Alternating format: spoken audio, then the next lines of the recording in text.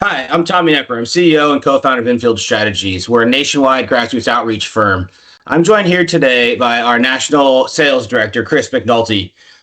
He happens to be one of my twins, but also is very well plugged into politics. He's been involved a long time, longer than I have, and want to bring him on today to talk a little bit about his experience, some of the background on him, how he got to this position with us now, and in some ins and outs that he's learned along the way. And then maybe some funny stories or anecdotes that we think you might be interested in as you watch this video. So feel free to subscribe at any time along the way, clicking below. But introducing here, Chris McNulty, National Sales Director for Infield Strategies. Good to have you, Chris. Hey, Tommy, thanks. It's ironic. We were just talking about the fact that, Tommy and Brandon started the company, run the company. I've known Brandon for the majority of the career that we'll talk about here, literally probably 20 years out of, say, 24 years I've been doing this. And but Tommy and I have only recently gotten to know each other. So maybe Tommy, you learned something today too. That's right. Absolutely. Yeah, no, it's a good chance to have a little more background for sure. So I want to jump in here. I guess just a quick intro. Top lines of your resume. You've obviously been around, worked in DC for a number of years, worked in Ohio for a number of years, obviously worked with some vendors, but want to walk through kind of any top lines, your political background and kind of what you got to, how you got here. Yeah, it's pretty simple. And I'll start to show my age. I came up in Ohio politics when it was a 50-50 proposition if Republicans would win. It was still tough back then. That's how long ago it was. I started, it's fun working for a firm that focuses on grassroots. I started kind of my origin story, if you will. I had graduated from college. I was in sales, ironically, but not political sales. And I was living in Toledo, Ohio, technically Maumee, with this job, good company, but just had this really strong desire to get into politics. And in my free hours, I volunteered at the county party and I was trying to get involved. And it's just frankly very hard to get the level of involvement that I wanted to get while doing another career. So this is pre-1994. I graduated from college in 1992. And I made this commitment to myself that I was going to try to figure out how to get into politics. And there's no resume, you don't just send your resume to some resume bank for that. You don't, there's no way to do it. And I embarrassingly moved home, tail between my legs after having my own apartment, my own car, the whole 9 yards. Slept on my dad's couch for about 6 or 8 months. I volunteered. I looked at the local races back in Lorain County in Ohio, looked at the local races, and ironically, Sherrod Brown was running for Congress that year. That's how long he's been around too. Yeah.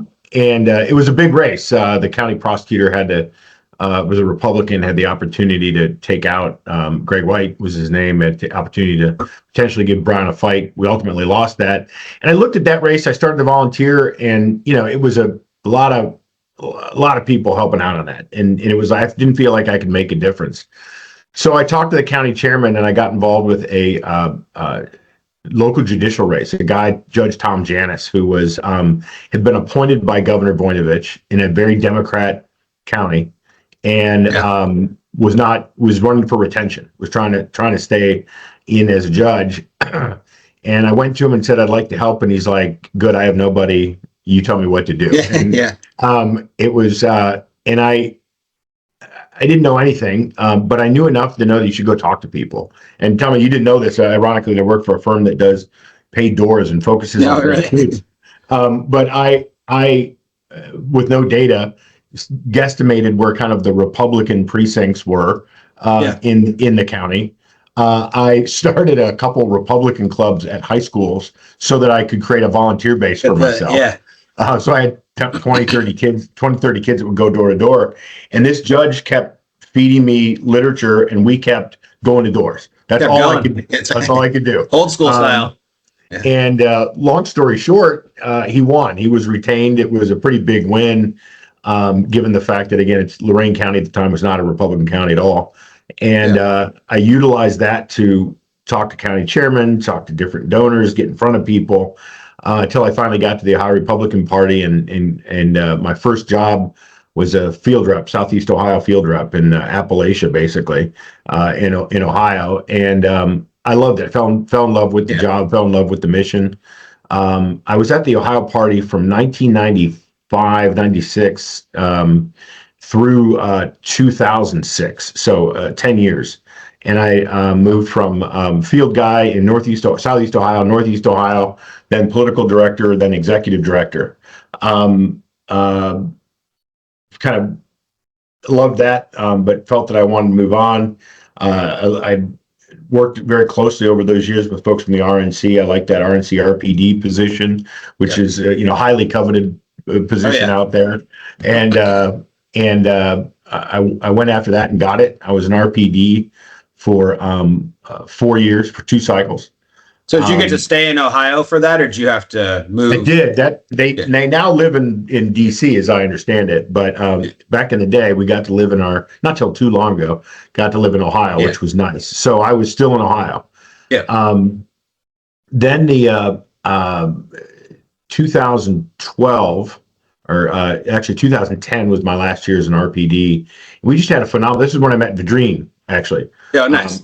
Really well. So I was RPD, and Vadreen was my deputy, and we had basically what is the Midwest, including Ohio, and they used to call it the Great Lakes region. And we had obviously, Republican Party had a great year in 2010. We took control of the House, but in our region, we had more pickups than any other region across the country. And this is back in the days of phone banks and calling in your numbers. Yeah.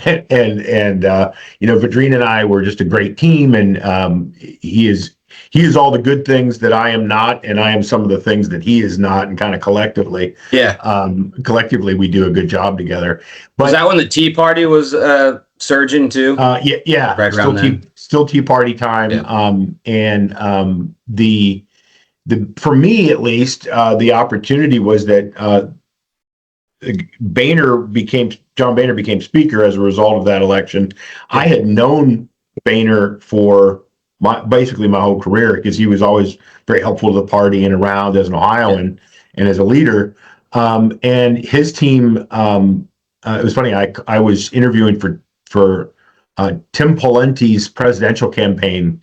I was literally up in Minnesota, and had just met with the governor and his wife at the residence, and was on my way back to the airport, and I got a call from Boehner saying, we'd like you to come to Washington and be my guy here to help me retain the majority in the next cycle.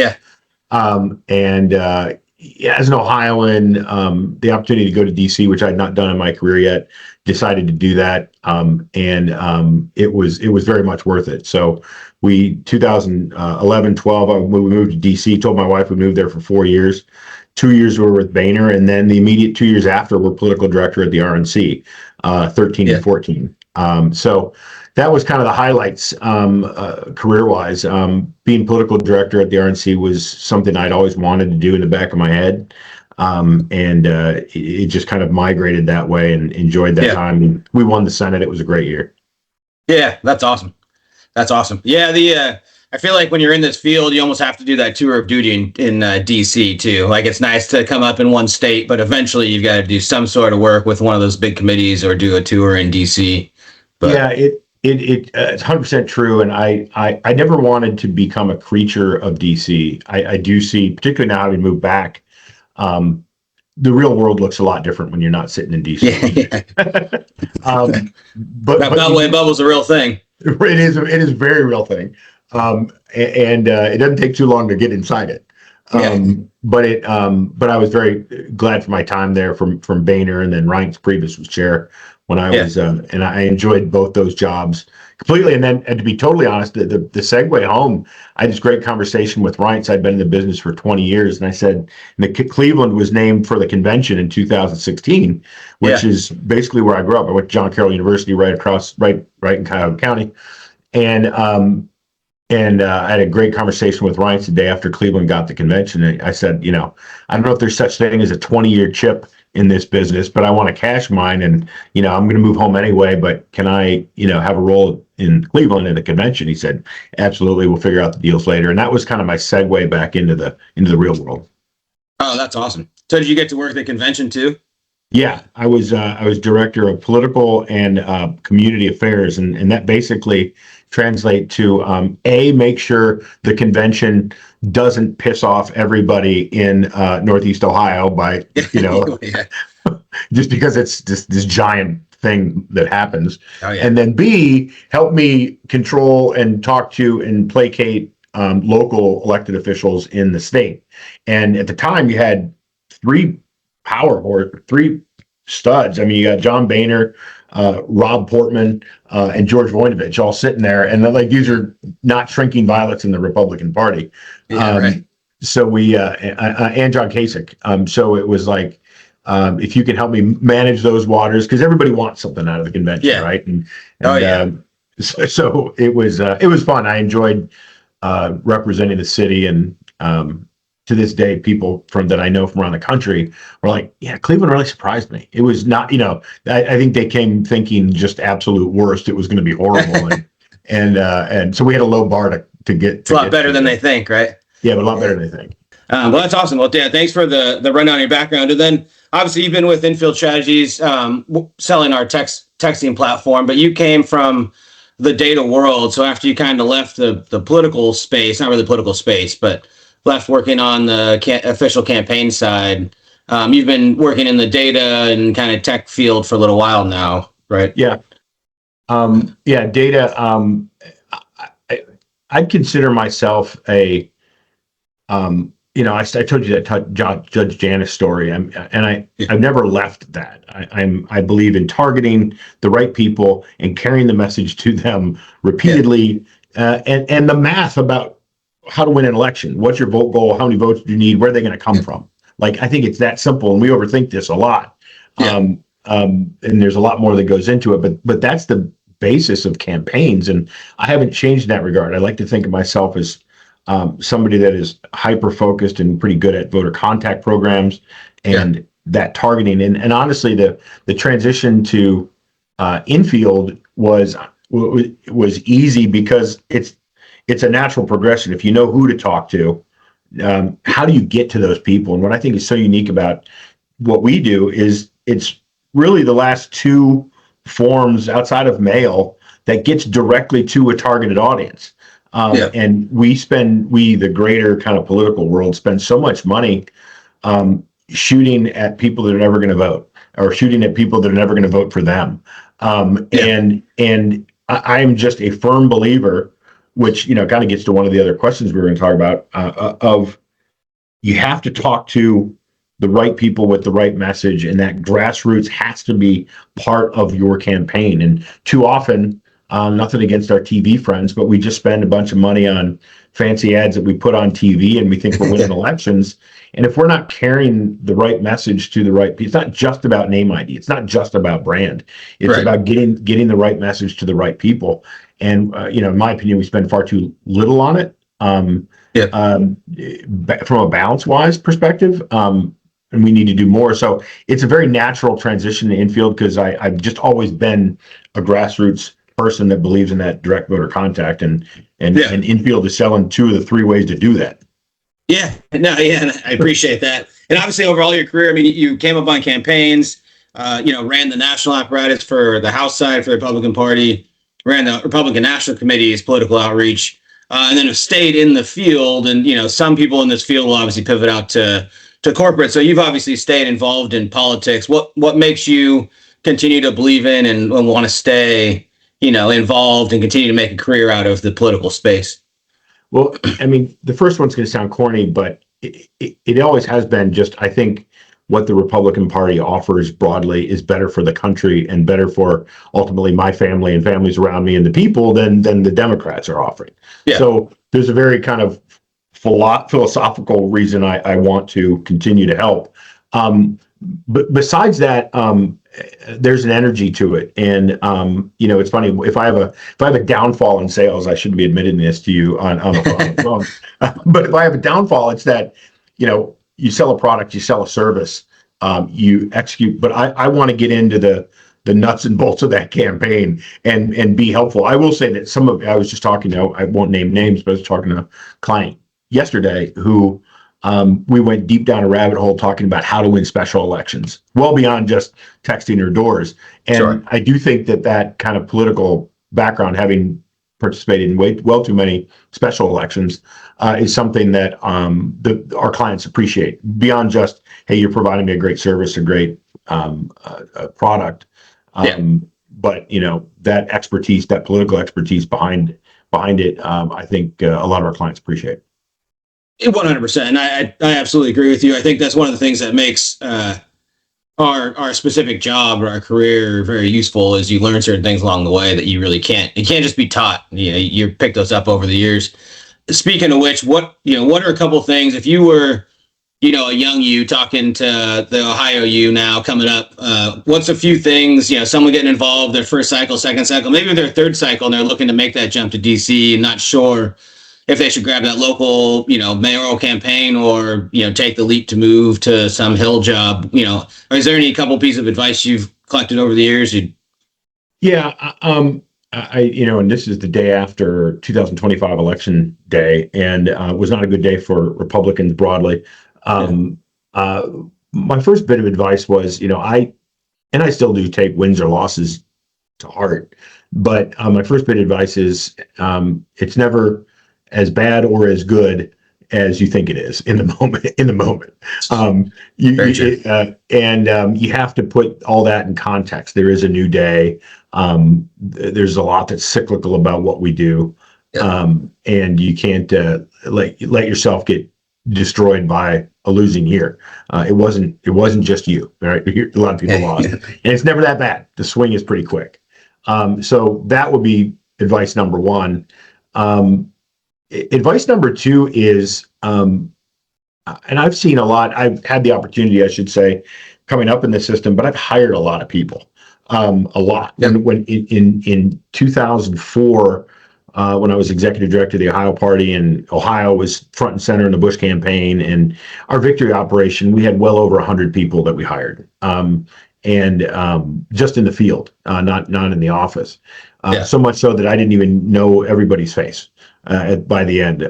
Just signed a lot of paychecks, and I think I've seen two types of people come up in the system. If I'm a young person, one is the type that doesn't frankly know or care what their health benefits are, doesn't know or care where they're getting sent or how they're living, but get up every day and fight and grind and work and learn and listen. And those folks are the ones that have the longevity. And I've also seen the type that come in and maybe they're associated with some campaign and that campaign wins, and then all of a sudden consider themselves, the nouveau Karl Rove. And I'm like, that's right. Yeah. You're 24. You're not Karl Rove.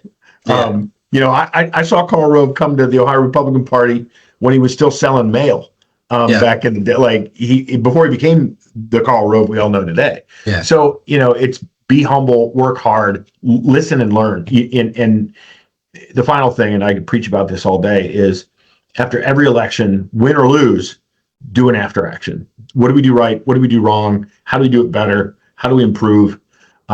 Because when you win, too often we think, well, we have the cure for political cancer and we don't have to redo anything. When the fact is you do. There's stuff to do. Absolutely. And then you get caught flat-footed the next cycle and you get clock cleaned. Right.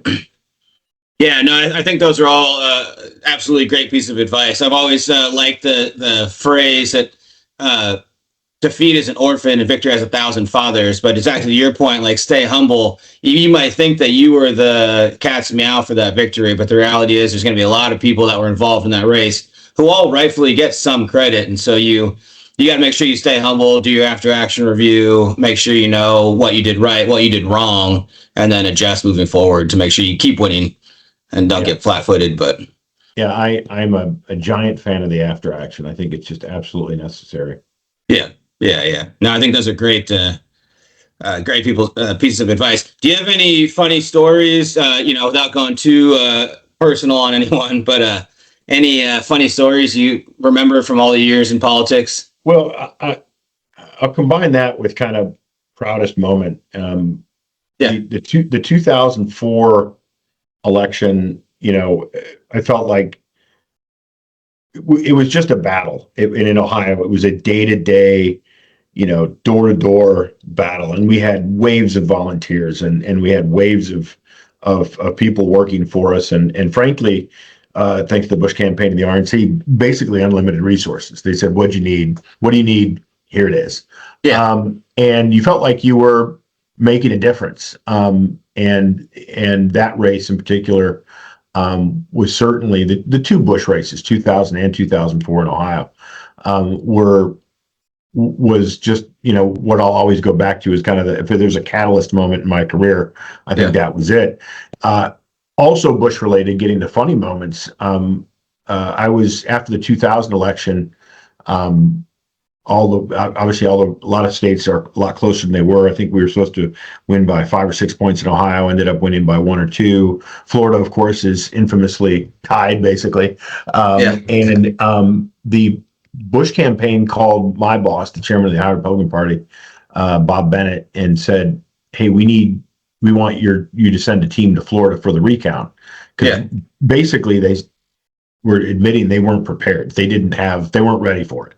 The recount. So 6 of us, three from the Taft campaign, Governor Taft at the time, and 3 of us from the Ohio Republican Party went down, 6 of us, and we met with 6 guys from New York who were sent down also. And I think in hindsight, and I've talked to some of the Bush people, the idea was they wanted Ohio is known as a political organization state. It's very organized from a party perspective. Always has been, dating back to Ray Bliss was the chairman 50, 60 years ago. And then Bob Bennett was an iconic chairman, my protege for a long time.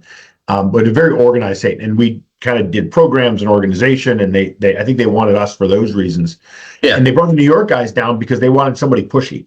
That's fair. Yeah, different personality type, right? That wasn't afraid to mix it up a little bit. And I kid you not, some of my dearest friends in life, as a result of this, the 6 of us from Ohio meet up with the 6 guys from New York in a when I say flea-bitten hotel room, I'm not even kidding, flea-bitten hotel room, because we were paying our own way at the time for our hotels and everything else, and we were the first 6 down there, and we were in Broward County, and where the first recount was attempted, and we were there to, we got together in this hotel room, and the governor's chief of staff, Brian Hicks, who was down there, who's a very buttoned up guy. I love Brian, very smart. Starts to what's our checklist? What are we supposed to do? What's our checklist? And Brendan Quinn, I don't know if you've ever met Brendan, longtime New York City operative. God rest his soul. He passed away a couple of years ago. Who had been involved with Giuliani's campaigns and won New York City campaigns. He knows political brawling, if you know what I mean. 100%. Old school Tammany Hall style. And here you have Brian Hicks, button down Brian Hicks, basically a checklist, what's our checklist to go down? And I kid you not, Brendan goes, where are the ballots? And they're like, well, they're on a warehouse on such and such a street in the corner. He's like, I said we just go burn the warehouse down and we're out of here. We have dinner. We go home. and more recount. And he said it's recount over. And it was a joke, of course. But the best part was one of his guys that was with him, and it was just so New York. I'm like, where am I? Brendan says, let's go find the warehouse, burn it down, recount over. And the shorter guy next to him is like, yeah, like the boss says, I'm like, are you people for real? This is really happening? But we went on to conduct the Broward County recount, and then we set up the team, set up the operation, set up the volunteers, and the funniest moment was it was right before Thanksgiving, I think, and we were down there, and I was listening to my job. I was in charge of working with the locals to recruit volunteers and get them into our training apparatus, because you had to have bodies at all these seats all the time that knew what they were doing for this recount. Yeah. And I had 2 or 3 people that worked with me. I flew a couple people down that I knew to help me in this operation. And we're working in this makeshift hotel room that we turned into an office. And on the radio, I'm listening to like the local AM station, and I hear in the background, the commentator's like, and if you're an American and you're a patriot and you want to help President Bush, call Chris McNulty at this number. I'm like, what is like the word had got out or something? It was just, was just like the whole month and a half was surreal. But that was like the most surreal moment for me in that particular moment. It was like, you were the name and face for people to call, right? If they wanted to help out basically, on that recount. Like, how about? Yeah. So it was like, I'm like, this has gotten out of hand. Well, and then it went, how long did that go on before the Supreme Court halted it? That was a good little while. We were down there through Thanksgiving. We came back, the Supreme Court, well, there were kind of 2 pauses. Came back briefly. We flew back, and then the Supreme Court, or basically, as I recall, the Supreme Court ordered the way in which they were doing the recount was unfair. Only in a few counties. They were all Democratic counties, et cetera. And then the Florida Supreme Court says, okay, statewide recount, we'll make it fair. And then they flew us back down. I was home for 2-3 days. And we then divided up with the Bush team all over the state to basically cover every county. That process got underway for, I don't know, 36 hours. And then they stopped it. Then the U.S. Supreme Court came back and was like, no, that was it. Yeah. And the rest was history. The rest was history. So that's cool. I didn't know you were down there that early in the recount situation. That's a pretty inside story there on that. Yeah, we'll next time you and I get together, I'll tell you a bunch more. The Republican riot, the infamous Republican riot at Miami-Dade. Brendan, the aforementioned Brendan Quinn and I basically started it. I was on the training floor with all the volunteers I'd recruited, and I'm getting them situated, getting them trained, because we'd recruit, train, and then there's the whole feeding operation for all of those, and then get them onto the floor in shifts. And Brendan was the floor manager. He was up there basically kicking ass and taking names 24/7. That day I was in charge of making sure that the volunteers were organized, trained before they went up for their shift. And I'll never forget, Brendan came down and said, came down from the training floor and said, they shut down the counting, because what happened was the 5 Democrat officials in Miami-Dade said they realized that we're not going to get through all the counting fast enough in order to make a judgment. So we are just going to go in a back room and count these ourselves. Yeah. And that was the catalyst. And these are literally 5 Democrat elected officials. Yeah, right. And Brendan's like, they just shut us down. We've got to stop them. Tell your people in the training room that we had that day, take their credentials off. We're going to go up to the, I think 19th floor, 18th floor and run riot. And it was great. We went up there and we were full of piss and vinegar for sure. But what was semi-comical is Republicans have no idea how to riot or protest. Because we literally sang out there. You didn't have we sang backpacks. As much as we sat down for a while, like a sit in. We sang "We Shall Overcome" to the degree that we knew it. It was just, and we went back and forth, but we caused enough ruckus that those elected officials that had decided a couple hours ago to just go count it themselves realized that was going to be a problem. That was going to be a PR problem. And they then came out and said, we're just going back to the original count on the night of the election, which is and the only thing everybody wanted. Because that was the only fair way to do it. And I went downstairs and sat on a park bench, and my boss, Bob Bennett, called me. He's like, I think you guys just won the election. I think it's over. Because that's all we ever wanted. So what you're saying is your sit-in in Florida helped win the presidency in 2000. It didn't hurt. It didn't hurt. That's awesome. That's a really cool story. That's awesome. That's a really cool story. Thank you for sharing that. Well, I guess the next question was best campaign you've been a part of, but that probably was it, huh? Yeah, I imagine. there was no campaign yet for me personally that I saw so much passion, so many volunteers, so many people show up, Yeah.